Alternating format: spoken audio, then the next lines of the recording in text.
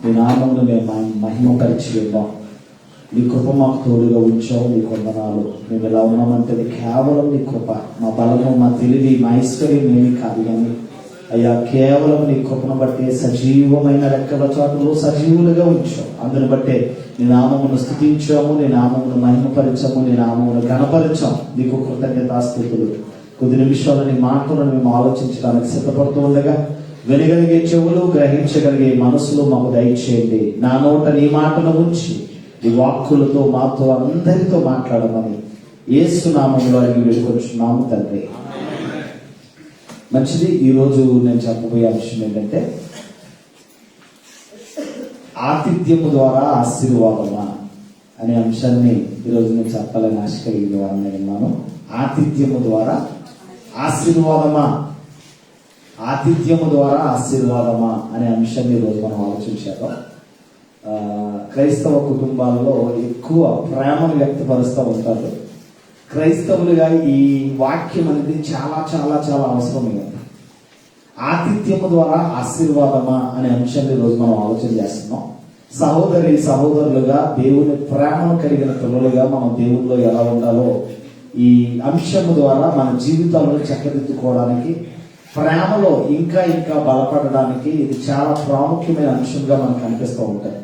సంఘములో సహోదర ప్రేమ, సహోదరుల మధ్య ప్రేమ, సంఘ ప్రేమకు ఈ వాక్యం అనేది చాలా చాలా ఉపయోగకరంగా ఉంటుంది. ఆతిథ్యము ద్వారా ఆశీర్వాదమా అనే అంశాన్ని ఈరోజు మనం ఆలోచించాక బైబిల్ విప్పండి. హెబ్రీయులకు రాసిన పత్రిక 13వ అధ్యాయం. హెబ్రీయులకు రాసిన పత్రిక 13వ అధ్యాయము మొదటి వచనాన్ని నేను చదువుతున్నాను. హెబ్రీయులకు రాసిన పత్రిక 13వ అధ్యాయము మొదటి వచనంలో చాలా చక్కగా అపోస్తలుడైన పౌలు గారు ఈ పత్రికను రాస్తూ హెబ్రీయులకు రాసిన పత్రిక 13వ అధ్యాయం మొదటి వచనం అంటున్నాడు, సహోదర ప్రేమ నిలువరముగా ఉండనీయుడి, ఆతిథ్యము చేయ మరొకడి, దాని వలన కొందరు ఎరుగకయే దేవదూతలకు ఆతిథ్యము చేసిరి. మన సంఘంలో ఉన్న నా ప్రియమైన తల్లులు అన్నపూర్ణేశ్వరులు అనొచ్చు, డొక్కా సీతంతో కూడా పోల్చొచ్చేది. నా ప్రియమైన సహోదరులు ఉంటారు. క్యాంపుల లైన్కి వస్తే నాతో వచ్చినప్పుడు నాతో వచ్చిన వాళ్ళు బుక్ అవుతూ ఉంటారు. మా రాజా దండం పెడతా ఉంటాడు, బాబోయ్ నేను రాను అంటే. ఎందుకు ఈ మాట నేను చెప్తున్నానంటే సహోదర ప్రేమ అనేది దేవుడు మనలో పెట్టాడు. సిమెంట్ ఫ్యాక్టరీ వెళ్తే పిల్లలు ఈగలాగా ముసురుతూ ఉంటారు, చాలా ఆనందం అనిపించేస్తూ ఉంటారు.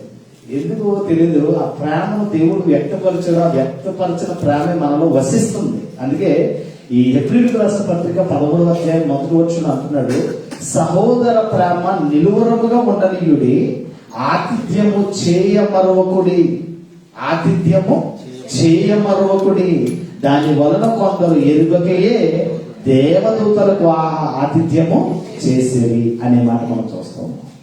ఆతిథ్యము ద్వారా ఆశీర్వాదం ఎలా వస్తుంది అంటే ముందు దేవుని ప్రేమ మనలో ఉంటే, ఆ సహోదర ప్రేమలో మనం నిలిచిన వారమై ఉంటే ఆ ప్రేమకు చిహ్నంగా ఆతిథ్యమును ఏర్పాటు చేసుకుంటున్నాం.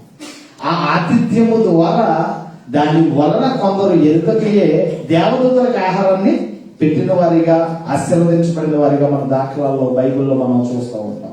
ఎందుకు ఈ మాటలు చెప్తున్నాడంటే ఈరోజు సంఘాలలో ప్రేమ అనేది రోజు రోజుకి వృద్ధి చెందవలసిన పరిస్థితి నుంచి దిగజారుతున్న పరిస్థితి మనకు కనిపిస్తూ ఉంటుంది. సహోదరుల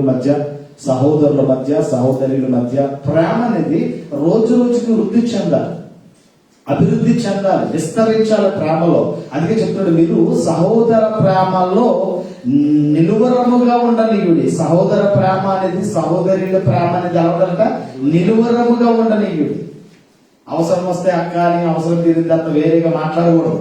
అవసరం కొరకు అన్నయ్య అని, అన్న అని, అవసరం తీరిన తర్వాత వేరేగా ఉండకూడదు.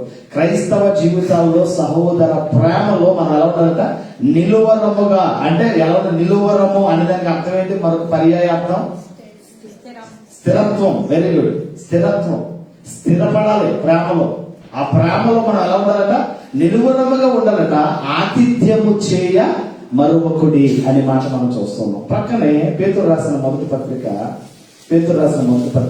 4వ అధ్యాయము 9వ వచనం ఒకసారి చదవగలిగితే 4:9 సనుగు కొనకుండా ఒకరికి ఒకడు ఆతిథ్యము చేయుడి. ఏం చేయకూడదు? ఈరోజు చాలా మంది సనుకుంటారు. కొంతమంది, అందరు నన్ను, కొంతమంది అందరూ వస్తే అందరికి భోజనం పెట్టాలి. భోజనం అంటే చాలా ఖర్చు దేవుడు పక్కన పెట్టండి, ప్రయాస. ఆహారం సిద్ధపరచడం అనేది మామూలు విషయం కాదు. కొంతమంది అయితే చక్క చురుకుగా చేసే వాళ్ళు ఉంటారు, కానీ కొంతమంది ఆ పని చేయాలన్నా, వచ్చిన వాళ్ళకి ఆహారం సిద్ధపరచాలన్నా చాలా ఇబ్బంది పడతారు. అప్పుడు ఇబ్బంది పడిన సమయాల్లో వచ్చిందే సనుగుడు. అదే వచ్చిన ఈ వచనంలో ఏమంటాడు? 9వ వచనంలో సనుగు కొనకుండా ఒకరికి ఒకడు ఆతిథ్యము చేయడు. రేపు అలా నక్కులు ఇంటికి వెళ్ళామంటే ఫుల్ ఇంకా అని కోపం. కొంతమంది ఇల్లు స్టాంప్ అయిపోతామంటే సంఘాలు. అక్క అమ్మలు ఇంటికి వెళ్ళామంటే ఇంక కడుపు నిండా పెడతారు. అందులో గోదావరి జిల్లాలకు కొంచెం ప్రేమ ఎక్కువ. ఈ గోదావరి జిల్లాలకి ఏముంటదట? అపారమైన ప్రేమ ఉంటుందట. పెట్టి చంపుతారట. ఎలా చెప్తారు? పెట్టి చంపుతారు. కనుక సనుగుకోకూడదట. క్రైస్తవ జీవితాల్లో ఎవరికి పెట్టినా పెట్టే పరిస్థితిలో మనం ఎప్పుడు సనుగుకోకూడదు. సనుగు కొనకుండా ఒకరికి ఒకడు ఏం చేయాలట? ఆతిథ్యం ఇవ్వాలట. ఆతిథ్యము ఇవ్వాలి, ఆతిథ్యం ఇయ్యుడి అనే మాట ఈ 9వ వచనంలో, ఆతిథ్యము చేయుడి అనే మాట మనం చూస్తూ ఉన్నాం. ఎందుకు ఆతిథ్యం గురించి ఎంత చక్కగా రాయించాడో ఆలోచన చేస్తే, పౌలు గారే రోమా పత్రికలో చాలా చక్కగా 12:13 రోమీయులకు రాసిన పత్రిక 12:13 రోమీయులకు రాసిన పత్రిక 12:13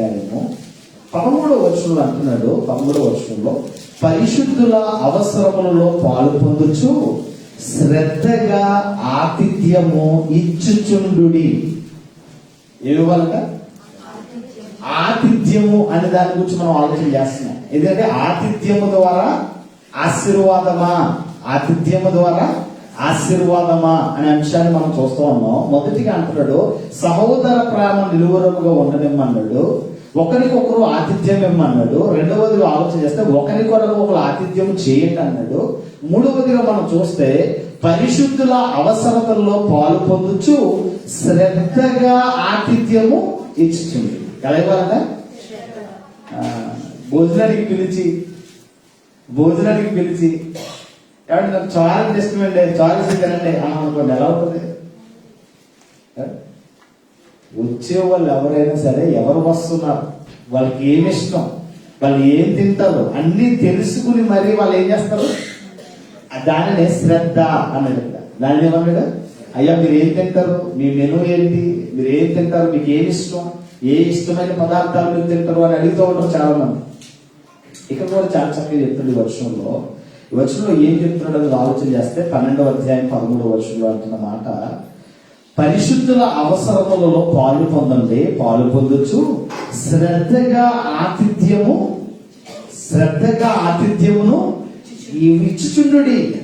శ్రద్ధగా ఆతిథ్యము ఇచ్చుచుండుడి అంటే ఇక్కడ ఎందుకు ఆతిథ్యముల గురించి ఎంత అలా చెప్తున్నాడు అని ఆలోచన చేస్తే, ఒకరు ఇచ్చిన దాని ద్వారా ఆశీర్వదించబడతారు. ఒకరు అతిథులకు ఆతిథ్యాన్ని ఇచ్చారు. అతిథులుగా వచ్చిన వారికి ఆతిథ్యం ఇవ్వడం వల్ల వాళ్ళు ఆశీర్వదించబడ్డారు. ఎంత గొప్పగా ఆశీర్వదించబడ్డారు అనేది ఆదికాండం 18వ అధ్యాయంలోకి మనం వెళ్తే, ఆదికాండం 18వ అధ్యాయం మొదటి నుంచి 14 వచనాలు మనం చూస్తే అబ్రహాము శారా కనిపిస్తూ ఉంటారు.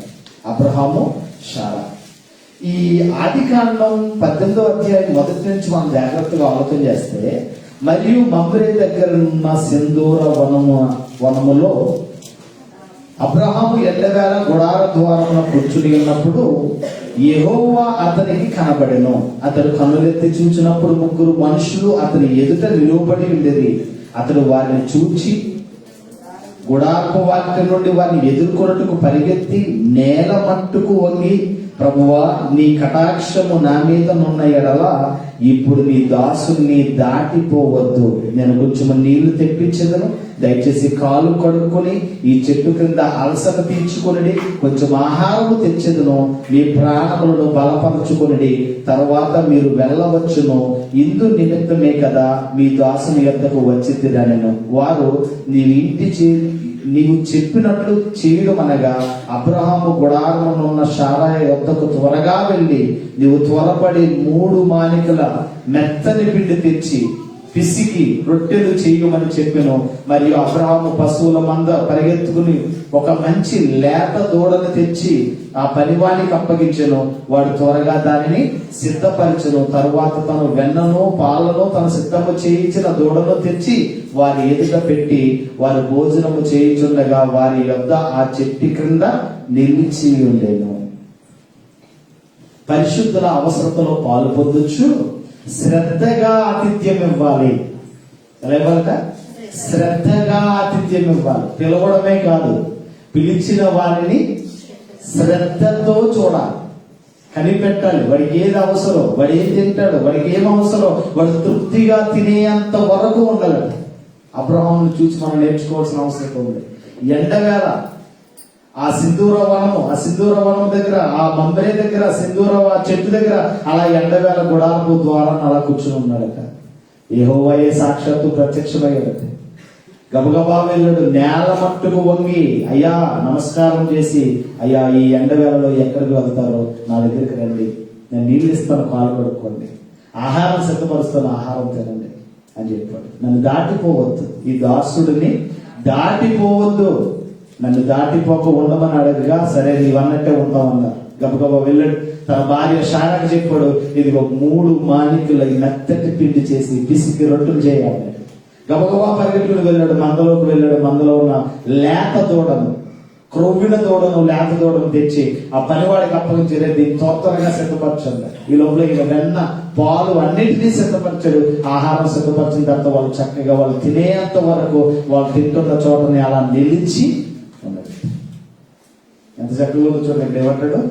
తాను సిద్ధం చేయించిన దూడను తెచ్చి వారి ఎదుట పెట్టి వారు భోజనము చేయించుండగా వారి యొద్ద ఆ చెట్టు క్రింద నిలిచిచుండెను.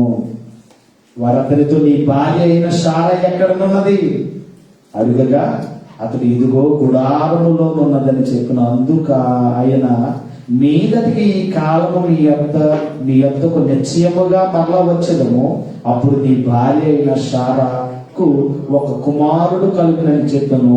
శారా ఆయన వెనుక నుండిన గుడారపు ద్వారమున విలుచుండెను. శారా గొడ్రాలని, శారాకు పిల్లలు లేరని వీళ్ళేం అడగలే, వీళ్ళేం చెప్పలే. వాళ్ళ భోజనం చేస్తా ఉన్నారు. నీ భార్య ఎక్కడ ఉందయ్యా అని అడిగారు. నీ భార్య ఎక్కడ ఉందంటే గుడారంలో ఉంది. మీదటికి ఇక మీదట అంటే ఈ కాలంలో నుంచి వచ్చే సంవత్సరం మళ్ళీ ఇదే కాలానికి ఇదిగో నీ భార్య ఒడిలో ఎవరుంటారు? కుమారుడు ఉంటాడని చెప్పారట. అబ్రాహాము శారా బహుకాలము గడిచి వృద్ధులై ఉండి శ్రీధర్మము శారాకు నిలిచిపోయేది కనుక శారా నేను బలము ఉడికిన దానను, వృద్ధుడై ఉన్నాడు నా భార్య అయితే నా యజమానుడు వృద్ధుడై ఉన్నాడు అని తనలో తాను ఏం చేసిందట? నవ్వుకుందట. 13-14 వర్షాలు ఉంటాడు. అంతటి యెహోవా అబ్రాహాముతో వృద్ధురాలైన నేను నిశ్చయముగా ప్రసవించేదినని శారా నవ్వనేలా? ఎందుకు నవ్వుతుంది? యెహోవాకు అసాధ్యమైనది ఏదైనా ఉందన్నదా? మీదటి ఈ కాలమున నిర్ణయ కాలమునందు మీ యొద్దకు తిరిగి వచ్చేదను, అప్పుడు శారాకు కుమారుడు.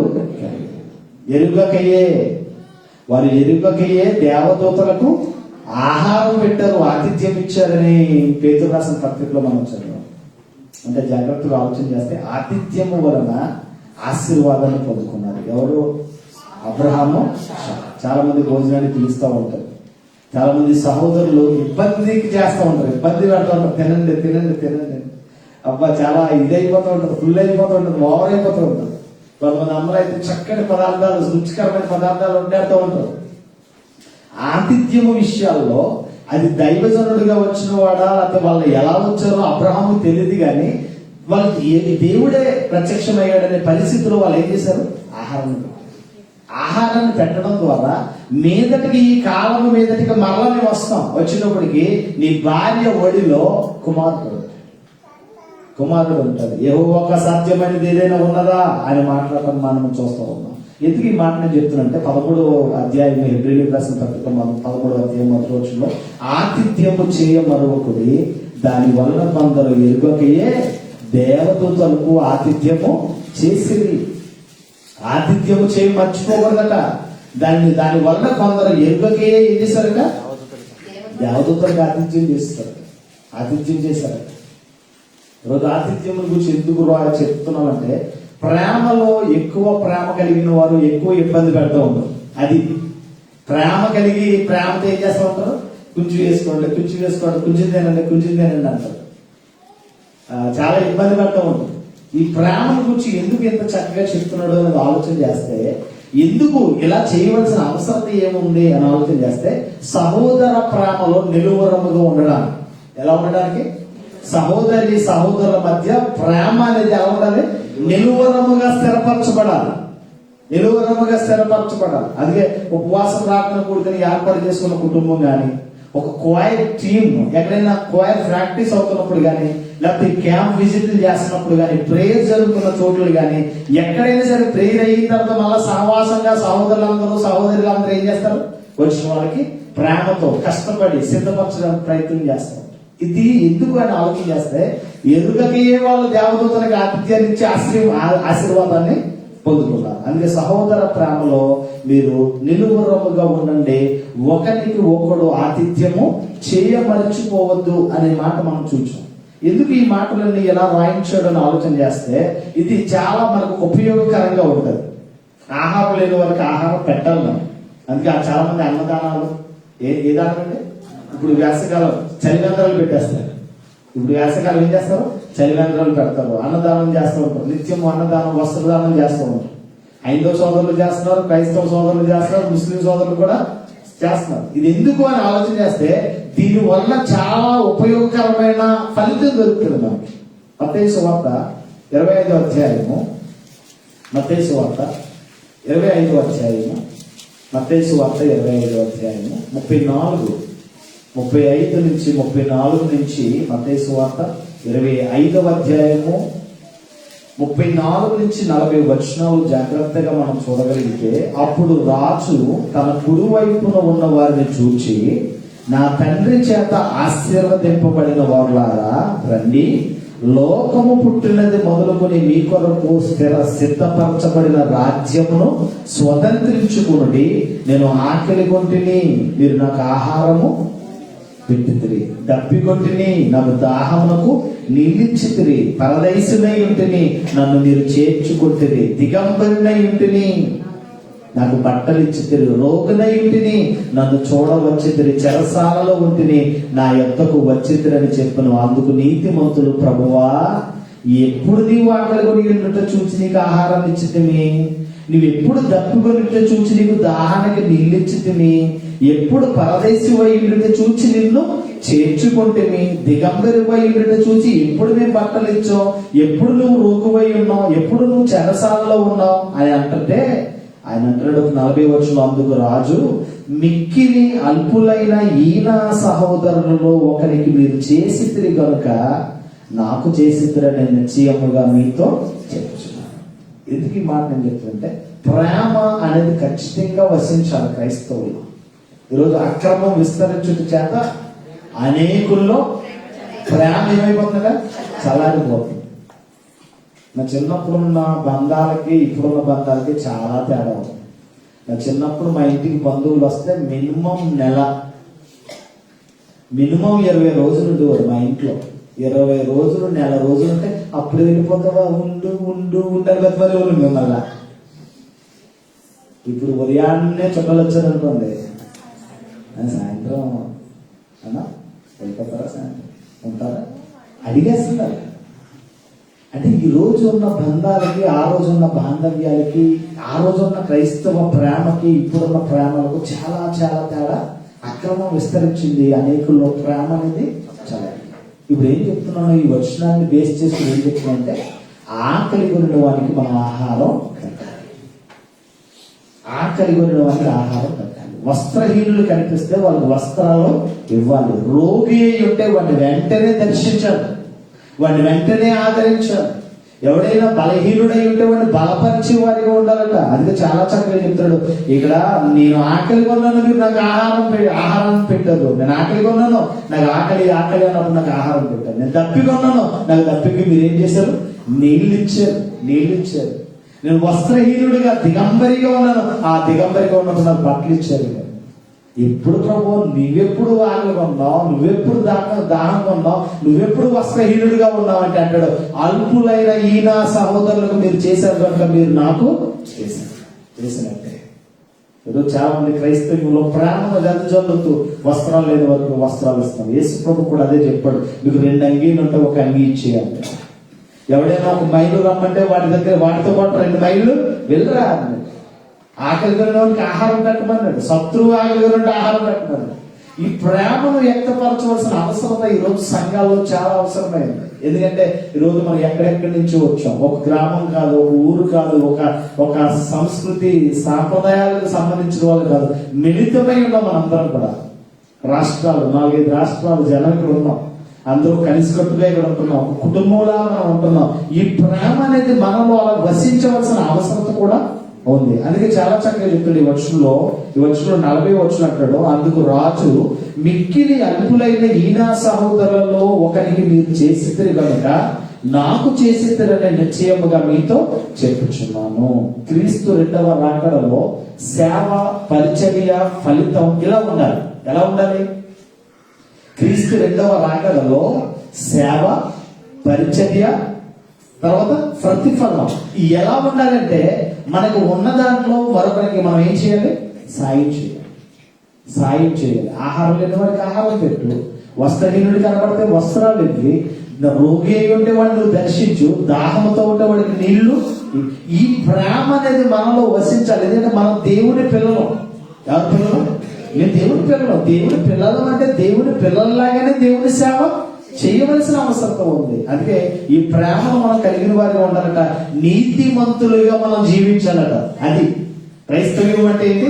నీతిమంతులు ఏం చేస్తారో, ఆహారం లేని వాడికి ఆహారం పెడతారు, దాహం కలిగిన వాడికి నీళ్ళు ఇస్తారు. అదవుతుందా?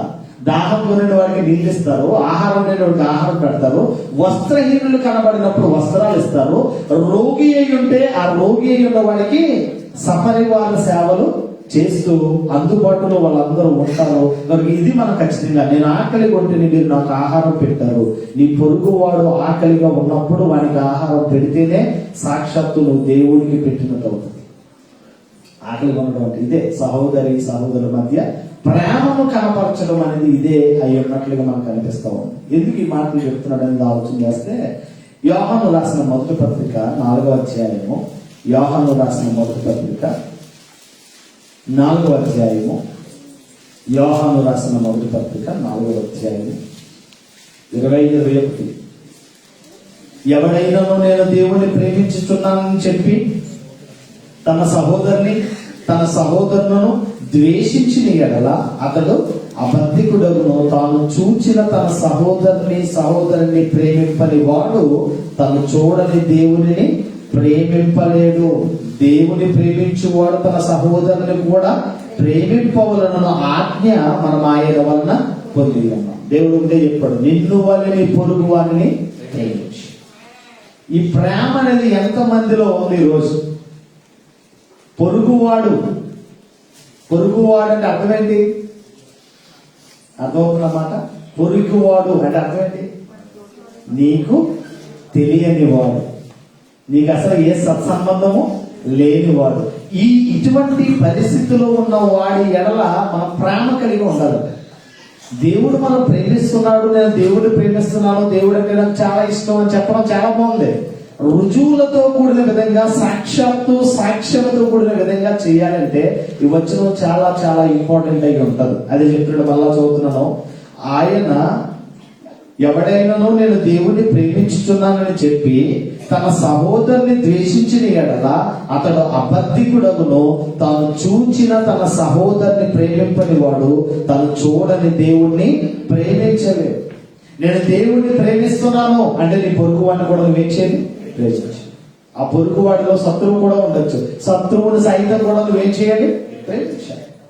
ఇది లేకుండా మనం దేవుడిని ప్రేమిస్తున్నామని చెప్తూ ఎన్నో పాటలు పాడుతూ ఉంటాం, ఎన్నో విధాలుగా ఆరాధన చేస్తూ ఉంటాం, ఎన్నో విధాలుగా అబ్బో దేవుడి అంటే నాకు చాలా ఇష్టం అంటాం. కానీ పక్క వాడితో మనం ప్రేమతో మాట్లాడకపోతే మళ్ళా ప్రేమ అనేది వసించదు. పైగా మనం అబద్ధికులం అయిపోతాం. చాలా మంది చూడండి వచ్చిన అంటాడు, ఎవడైనా దేవుడిని ప్రేమించుచున్నానని చెప్పి తన సహోదరుని ద్వేషించిన ఎడల అతడు అబద్ధికుడగును. ఏమైపోతాడట? అబద్ధికుడు అవుతాడు. తను చూడని దేవుణ్ణి, తను చూడని సహోదరుని, చూచిన సహోదరుని ప్రేమించిన వాడు చూడని దేవుణ్ణి ఎలాగూ ప్రేమించగలడు. 3వ అధ్యాయం 13వ వచనంలో కూడా ఇదే మాట చెప్తున్నాడు. 3వ అధ్యాయం 13వ వచనంలో, సహోదరులారా లోకము మిమ్మల్ని ద్వేషించిన ఎడల ఆశ్చర్యపడదు. 3వ అధ్యాయం 13-14 వచనంలో ద్వేషిస్తారు లోకంలో ఉన్నవారు, నీతో ఉన్నవారే, నువ్వు నమ్ముకున్న వారిని నిన్ను ద్వేషించవచ్చు. దీనివల్ల నువ్వేమీ ఆశ్చర్యపడదు. సహోదరులారా లోకము మిమ్మల్ని ద్వేషించిన ఎడల ఆశ్చర్యపడకూడి, మనము సహోదరులను ప్రేమించుచున్నాము కనుక మరణములో నుండి జీవములోనికి దాటి ఉన్నామని ఎరుగుదము. ప్రేమ లేని వాడు మరణమందు నిలిచి ఉన్నాడు. దేవుడు ప్రేమ మీలో ఉందా? దేవుడు ప్రేమ మీలో ఉందా? ఉంటే నిన్ను వలె నీ పొరుగు వాడిని ప్రేమిస్తావు. వాడు ఆకలి కొనంటే వాడికి ఆహారం పెడతావు, దప్పికొంటే వాడికి నీళ్లు ఇస్తావు, వాడు వస్త్రహీనుడైతే వాడికి వస్త్రాలు ఇస్తావు, వాడు రోగి అని దర్శించబడి వచ్చు.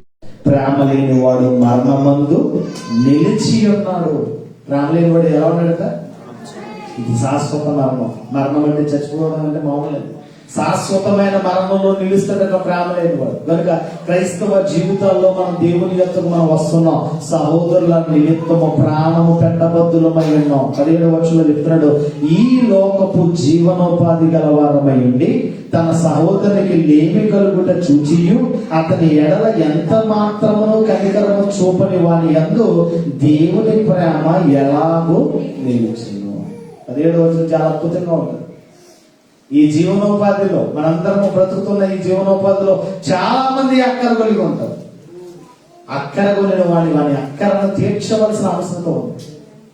తీర్చను. మన దగ్గర ఉన్నా లేకున్నా మన వంతు మేము ఉన్నామనే నేను అదే చెప్తాను, సంఘానికి అదే చెప్తాను. ఎవరైనా ఇబ్బందులు ఉంటే వెంటనే, మా పిల్లలు నేర్చుకున్నది అది, ఎవరైనా ఇబ్బందులు ఉంటే వెంటనే వెళ్ళిపోతారు. వెంటనే సహోదరులు ఎవరైనా హాస్పిటల్లో ఉన్నారంటే వాళ్ళు వెంటనే వెళ్ళి మేము ఉన్నాం, ఏమీ అదే పడదు. నైట్ డ్యూటీలు చేసి పగలంతా పేషెంట్ దగ్గర ఒకరు ఉంటే మళ్ళీ ఆయన డ్యూటీ చేసి వచ్చిన తర్వాత మరొకరు అలా అడ్జస్ట్ అయ్యి అలా ఉన్న వాళ్ళు అందరూ ఉన్నారు. సంఘంలో మనం నేర్చుకోవాల్సిందే ఆ ప్రేమను కలిగిన వారమే మనం ఉండాలి కదా. 17వ వచనం చెప్తాడు, ఈ జీవనోపాధి గలవారమై ఉండి, లోకపు జీవనోపాధి గలవారమై ఉండి తన సహోదరునికి లేమి కలుగుట చూచియు తన ఎడల ఎంత మాత్రమును కనికరమును చూపని వాని యందు దేవుని ప్రేమ ఎలాగూ నిలుచును. చిన్నపిల్లలారా మాటలతోనూ నాలుకతోనూ కాక క్రియలతోనూ సత్యముతోనూ ప్రేమించారు. మాటలు చాలా బాగుంటాయి, మాటలు కొండలు దాకా ఎత్తాయి కదా, కాళ్ళు గడపదన్నమాట. చాలా మంది ఈరోజు అలాగే ఉంటారు. ప్రేమ ఎలాగా ఇది చెప్తున్న 18వ వచనంలో, చిన్న పిల్లలారా మళ్ళీ ఎలా పిలుస్తున్నాడు? కిడ్స్ అంటాడు, చిన్న పిల్లలారా మాటలతోనూ నాలుకతోనూ కాక క్రియలతోనూ సత్యముతోనూ మీరు ఏం చేయాలి? ప్రేమించు. ప్రేమ లేని వాడు నావాడు కాడు. దేవుని ప్రేమను ఎరిగిన వారమే ఆతిథ్యము చేయ మర్చిపోవద్దు. సహోదర ప్రేమ కలిగిన వారమై ఉండాలి. దేవుని ప్రేమించుతున్నామని చెప్పి తన సహోదరుని ద్వేషిస్తే వాడు అబద్ధికుడు అవుతున్నాడు, దేవుని ఎరగని వాడిగా ఉన్నాడు, దేవుని ఉగ్రతకు గురయ్యేవాడిగా ఉన్నట్లుగా మనకు కనిపిస్తాము. ఎందుకు ఈ మాటలు నేను చెప్తుంటే, సహోదర ప్రేమ అనేది ఈరోజు మనం కలిగిన వారమై ఉండాలి. ఆతిథ్యానికి సహోదర ప్రేమకు ఏంటి సత్సంబంధం అంటే, మన వాక్యాన్ని చదువుకున్నాం. కీర్తన 133 కీర్తన చదివాం. చాలా అద్భుతమైన కీర్తన. చిన్న భాగమే 133 కీర్తన 3 వచనాలు మిళితమై ఉన్న కీర్తన గ్రంథమే గాని చాలా అర్థాలతో కూడిన విధంగా ఉంటది. చూద్దాం ఒకసారి. 133 కీర్తన 1వ వచనం అంటాడు, సహోదరులు సహోదరీలు రెండు యాడ్ చేయాలి. సహోదరులు సహోదరీలు ఐక్యత కలిగి నివసించుట ఎంత మేలు, ఎంత మనోహరం. ఎలా ఉండాలి? క్రైస్తవులు అంటే కలిసి మెలిసి కొట్లాడుకునే వాళ్ళట. క్రైస్తవులు అంటే ఎవరట? కలిసిమెలిసి ఉన్నట్టుగా ఉంటారు కానీ మొత్తం లోన యుద్ధం జరుగుతూ ఉంటుంది. ఎప్పుడు కూడా వార్, కనిపించని యుద్ధం జరుగుతూ ఉంటుంది. ఆ పైగా praise lord, sister praise lord, సహోదరుడు ప్రైజ్ లార్డ్ అంటారు. లోన మాత్రం యుద్ధం జరుగుతూనే ఉంటుంది. ఇది మంచిది కాదు సంఘానికి. సహోదర ప్రేమలో క్రైస్తవులుగా ఉన్న మనలో ఇవి అలవాట్లు అనేవి మంచివి కాదు. అందుకంటే సహోదరులు సహోదరులు ఐక్యత కలిగి నివసించుట, ఐక్యత కలిగి నివసించబట, ఐక్యత కలిగి నివసించుట ఎంత మేలు, ఎంత మనోహరం. ఈరోజు ఐక్యత కలిగి నివసిస్తున్నాం మనం. ఐక్యత కలిగి నివసిస్తున్నామా? ఒక తండ్రికి 10 మంది కొడుకులు ఉన్నారట. ఒక తండ్రికి 10 మంది కొడుకులు ఉన్నారట. ఈ 10 మంది కొడుకులు ఎప్పుడు చూసినా కొట్టుకుంటానే ఉండేవారు. చెత్త కొడిసినవారు. నీకు అసలు మామూలుగా ఒకళ్ళు తిన్న కొట్టుకోవడం అన్నదమ్ముల మధ్య వివక్షంగా కొట్టుకునేవారు. బాక్సర్స్ WWE ఎలా బాక్సింగ్ చేసుకుంటారు అలా బాక్సింగ్ చేసుకుంటూ ఉండేవారు. తండ్రి గుండె భారం అయిపోయి, ఏంటి కొడుకులు ఏంటి, వీళ్ళ వల్ల నాకు మనశ్శాంతి లేకుండా పోతుంది, ఏంటి ఎలా ఉన్నారు ఏంటి అని కేకేశారు. ఒక్కొక్కరిని కేకేసి, అందరినీ కేకేసి ఒక్కొక్కరికి ఒక కట్టి ఇచ్చాడు. కట్టి అంటే తెలుసు కదా, కర్రలు ఇచ్చేవారు. ఎరగొట్టండి రా అన్నాడు. ఒక్కొక్కడు వాళ్ళ బలాన్ని ప్రతిభను చూపిస్తూ టక్క టక్క టక్క టక్క ఎరగొడేస్తున్నారంట. అబ్బో చాలా సంతోషించాడు, వెరీ గుడ్ అన్నాడు. తర్వాత అన్ని కట్టెలను ఒక కట్టగా కట్టి ఎరగొట్టమన్నాడు. మొదటి వాడి నుంచి 10 వారి వరకు 10 మంది కూడా ఎవరు కూడా విరగొట్టలేదు. అప్పుడు చెప్పాడట, మీరు వేరుగా ఇలాగ కొట్టుకుని చేస్తే ఎవడొకడు మిమ్మల్ని ఎరగొట్టేది. ఇలాగ మీరు అందరూ కలిసికట్టుగా ఉంటే మీ జోలికి ఎవడు రాడు. ఐక్యమత్యమే అదే సామెత, అదే భావం. ఆ పాఠంలో మనకు వచ్చే భావం అదే. ఎందుకు ఈ మాట చెప్తుంటే, సహోదరులు ఐక్యత కలిగి నివసించుట అనేది చాలా అవసరం. నివసించుట అనేది చాలా అవసరం. వచ్చాము, మనం దేవుడిలో ఉన్నాము, దైవికంగా మనం బలపడుతున్నామంటే మనం ఐక్యత కలిగి నివసించాలి. నివసిస్తేనే అది ఎంత మేలు, అది ఎంత మనోహరం. క్రైస్తవ జీవితంలో ఇది చాలా చాలా అవసరమై ఉంది. ఇది చాలా చాలా అవసరమై ఉంది. అదే తన సహోదరుని ద్వేషించువాడు నరహంతకుడు, వాడు నిత్య జీవంలోనికి వెళ్ళడని మరి యోహాను రాసిన మొదటి పత్రిక 3:15 మనం చూచాం. తన సహోదరుని ద్వేషిస్తే వాడు ఏమవుతాడట? నరహంతకుడు. అంటే నరహంతకుడు అంటే చంపబడేవాడు, చంపేవాడు, మనుషులను చంపేవాడు నరహంతకుడిగా ఉంటాడు. ద్వేషిస్తేనే నరహంతకుడు అంటే ఆలోచన చేయండి. వ్యర్థుడా, ఇంగ్లీష్ లో ఏమంటారు? Useless fellow. యూజ్లెస్ ఫెలో అన్నావంటే నువ్వు ఎక్కడికి వెళ్ళిపోయావు? నరహంతకుడిగా వెళ్ళిపోయావు. నరహత్య చేసినట్టు వెళ్ళిపోతుంది. అంటే ఎన్ని రకాలుగా మన సహోదరులను ఎలా ఉన్నాం మనం? ప్రేమలో నిలువరముగా ఉండాలి. సహోదర ప్రేమలో మీరు ఎలా ఉండాలి? నిలువరముగా ఉండండి. నిలువరముగా ఉండండి. ఒక మాటను మనం చూద్దాం. కీర్తన గ్రంథం, సామెతల గ్రంథం 25వ అధ్యాయము, సామెతల గ్రంథం 25వ అధ్యాయము 21-22 వచనాల్లో, 25వ అధ్యాయము, సామెతల గ్రంథం 25వ అధ్యాయము 21. నీ పగవాడు ఆకలి కొనని ఎడల వానికి భోజనము పెట్టుము, దప్పికొనిన ఎడల వానికి దాహానికి నీళ్ళిమ్ము. అట్లు చేయుట చేత వాని తల మీద నిప్పులు కుప్పగా పోయుదువు. యెహోవా అందుకు నీకు ప్రతిఫలము ఇచ్చును. ఎవరు ఆకలి కొంటే ఎవరికి ఆహారం పెట్టమంటాడు? నీ పగవాడు, నీ శత్రువు ఆకలి కొని ఉంటే వాడికి ఏం చేయాలట? ఆహారం పెట్టు. దప్పికొంటే వాడికి నీళ్ళు ఇవ్వేయాలి. ఎవరు ఏ గ్రంథంలో రాయబడ్డాయి? ఏ పుస్తకాలలో, ఏ పాఠ్య పుస్తకాల్లో ఇటువంటి మాటలు రాయబడ్డాయి? శత్రువు ఆకలి అంటే ఆహారం పెట్టమంటాడు, దప్పికొంటే వాడికి నీళ్లు పెట్టాడు. ఏ పుస్తకాల్లో, ఏ పాఠ్య పుస్తకాల్లో, ఏ గ్రంథాల్లో ఇటువంటి మాటలు రాయబడ్డాయి? నిన్ను వాళ్ళని పొరుగు వాడిని ప్రేమించమంటాడు. దాహం కొనుంటే దాహానికి నీళ్లు ఇమ్మంటాడు. వస్త్రహీనుడైతే వస్త్రాలు ఇమ్మంటున్నాడు. ఆకలి ఉంటే వాడికి ఆహారం పెట్టమంటాడు. రోగి ఉంటే వాడిని దర్శించి ఆదరించమంటాడు. ఏ గ్రంథాల్లో రాయబడ్డాయి ఇటువంటి మాటలు? అందుకంటాడు, అటువంటి వాడికి నువ్వు దప్పికి నీ శత్రువు ఆకలి ఉంటే వాడికి ఆహారం పెడితే, నీళ్ళు ఇస్తే, ఎవరినట్టు నువ్వు చేయుట చేత వాడి తల మీద నిప్పులు కుప్పగా పోయినట్టుగా అయిపోతాడు. ఆడ ఒక్కొక్క మొత్తగా వాడు చేసిన కీడు, వాడు చేసిన పాపం వాడికి తెలుస్తూనే ఉంటది. కానీ అక్కడ ఏం చేస్తాడో ఆకలితో ఆహారం తింటూనే ఉంటాడు. క్రైస్తవ జీవితాల్లో ఇది మనం క్రైస్తవ ప్రేమను కలిగిన వారమై క్షమాపణ కలిగిన వారమై సమాధానం కలిగిన పిల్లలుగా మనం బ్రతకాలి. ఎందుకంటే సమాధానపరచు వారు ధన్యులు, వారు దేవుని కుమారులు కుమార్తెలు అనబడతారట. సమాధానం, క్రైస్తవ్యానికి సమాధానం, ఆతిథ్యం అనేది ప్రేమ, సహోదర ప్రేమ అనేది చాలా చాలా అవసరమైనట్లుగా ఈ మాటల ద్వారా మనం తెలుస్తూ ఉంటాం. చూద్దాం, రోమీయులకు రాసిన పత్రిక 16వ అధ్యాయం 23వ వచనంలో సంఘములో ఉన్న స్త్రీ పురుషులు ఎలా ఉండాలో ఒక ఆయన్ని బెస్ట్ ఎగ్జాంపుల్ గా చూపిస్తూ ఉన్నాడు పౌలు గారు. రోమీయులకు రాసిన పత్రిక 16వ అధ్యాయము 23వ వచనం.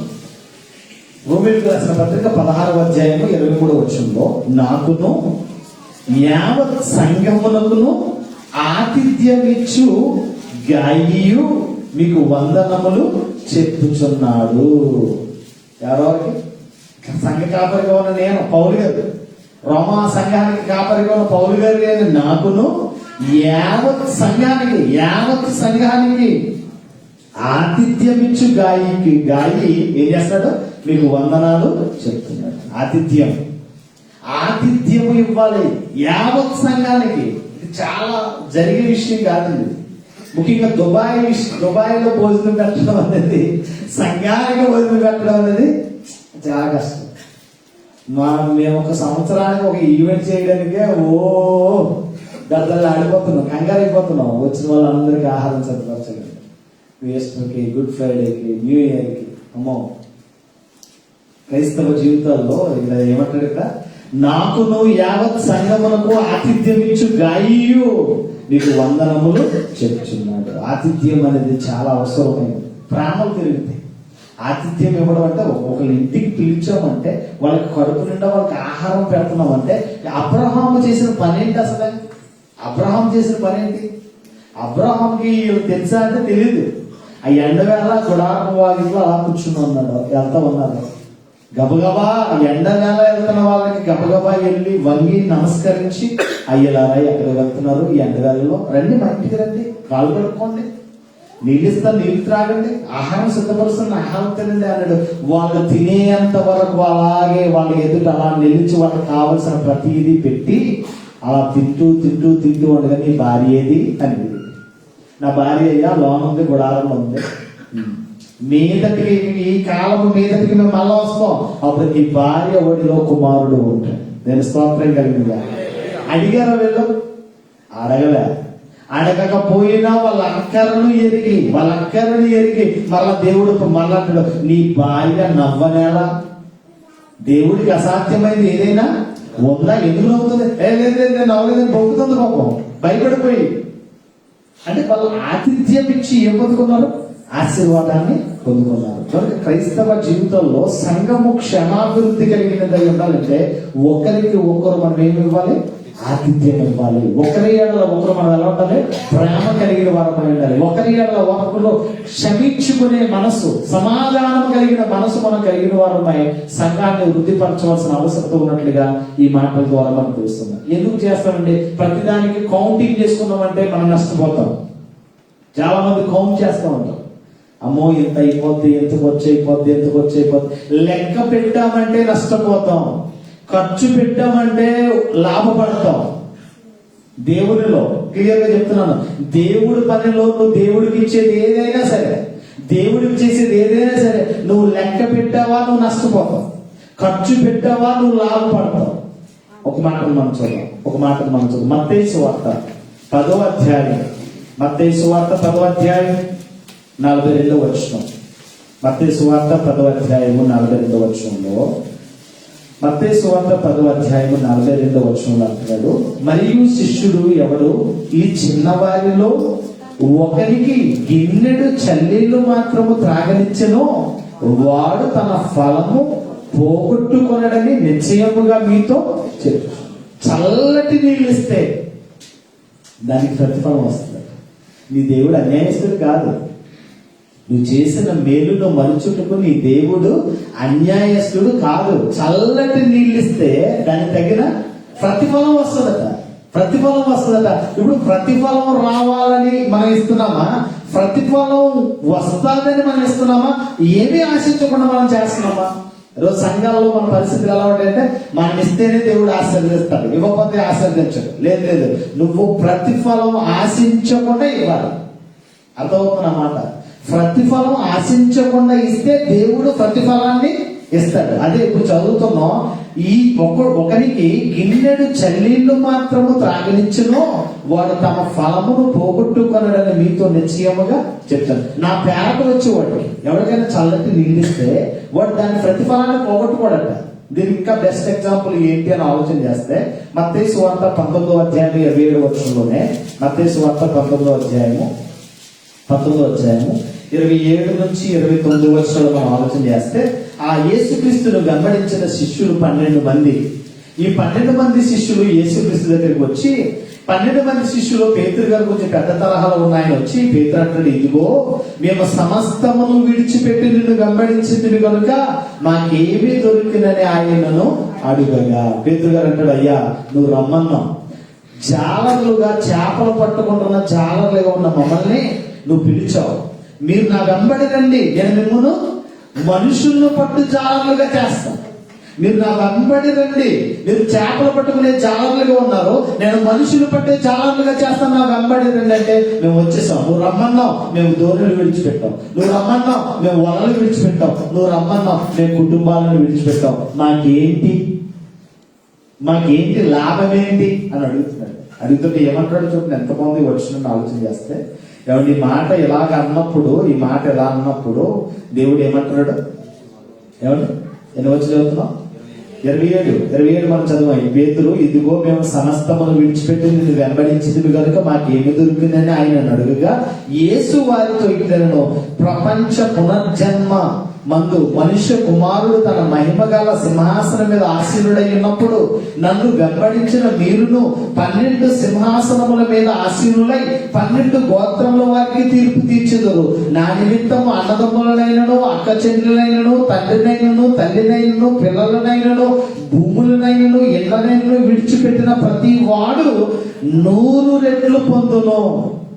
ఇదియో కాక నిత్య జీవమును స్వతంత్రించుకొను. దేవుడి కోసం చేసేది ఏదైనా సరే, దేవుని ఎడల, దేవుని పని ఎడల, దైవజనుడి ఎడల నువ్వు చేసిన ఏ కార్యమైనా సరే అది 100 రెట్లు ఫలితాన్ని ఇస్తుంది. దేని స్తోత్రం కలుగును కాక.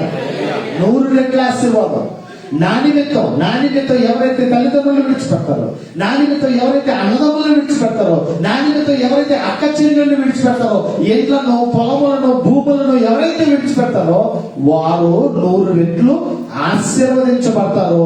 ఇదియు కాక నిత్య జీవమును స్వతంత్రించు. దేవుడు అన్యాయస్తుడు కాదు. నువ్వు దేవుడికి ఇచ్చావు అంటే దేవుడు ఖచ్చితంగా ఆశీర్వదిస్తాడు. ఇవ్వకపోతే అనగండి. ఇంకా దేవుడికి నీకు ఉన్న దాంట్లో నువ్వు ఇస్తే ఆశీర్వదించబడతావు. ఇవ్వండి, ఆశీర్వదించబడండి అంటారు చాలా మంది. మరి లేని వాళ్ళు ఎలా ఉన్నారు? లేని వాళ్ళు ఆశీర్వదించబడ్డారంటే లేని వాళ్ళు ఆశీర్వదించబడ్డారు. ఒక ఆవిడ సువర్ణాక్షరాలతో బైబిల్లో లిఖించబడ్డది ఎవరో తెలుసా? 2 కాసులు వేసింటారు.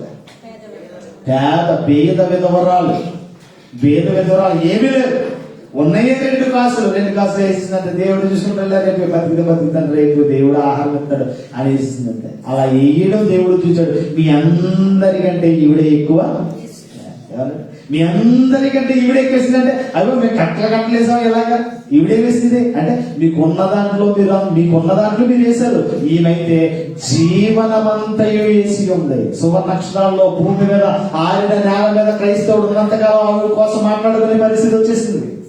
అంటే దేవునికి ఇస్తే దేవుడు 100 రెట్లు ఆశీర్వాదాన్ని ఇస్తారు. ఇదియు కాక ఏమొస్తుంది? నిత్య జీవమును స్వతంత్రించుకుంటారు. క్రైస్తవ జీవితాల్లో ఆతిథ్యమునికి దేవుడు ఇచ్చిన ప్రప్రదమైన స్థానం ఇది. ప్రప్రదమైన స్థానం దేవుని విషయంలో, సహోదర ప్రేమ విషయంలో ఆతిథ్యము ఇయ్యమని ఒకటి అంటాడు. క్రైస్తవ జీవితంలో మనం ఈ మెంటాలిటీ కలిగి ఉండాలి. ఏ మెంటాలిటీ? ప్రసంగి గ్రంథం ఒక మాట మనం చూద్దాం. ప్రసంగి గ్రంథం 5వ అధ్యాయం 18, 19, 20 వచనాలు. ప్రసంగి గ్రంథం 5వ అధ్యాయం 18, 19, 20 వచనాల్లో సొలొమోను లాగా మనం ప్రార్థన చేయాలి. సొలొమోను లాగా మనం అడగాలి.